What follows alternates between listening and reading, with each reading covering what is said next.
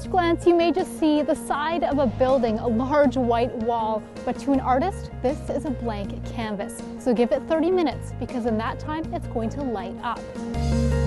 From a distance, you really feel like there's people actually doing some sort of climbing. Lifelike and life-size. If you glance over at Surrey's Chuck Bailey Rec Centre from the SkyTrain's Expo line, you may think people are really scaling this wall. Some of them seems to be sitting or standing on top of windows, and it looks like they're waiting for something.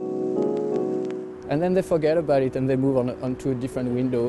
What you're actually looking at is video avatars projected on the Surrey urban screen. To date, I think it's the largest urban screen in Canada, commercial or non-commercial, using that technology of projectors.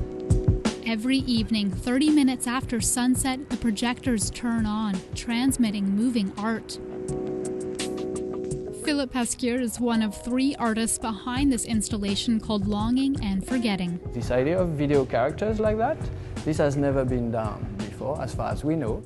For over a year, the 3 artists worked on a complicated process of recording HD video of dancers and integrating it into this software. It's a lot more complicated to do those generative characters like that with video than it is with CGI. But it's a fun challenge for Philip. He's an associate professor at Simon Fraser University's School of Interactive Arts and Technology, and he says interactive art is growing. A typical example of interactive art is video games, where you really control a character, and depending on what you do in the game with that character, several possible features do unfold. Just to push you on this idea of this example of video games, video game industry is now bigger than film and TV together.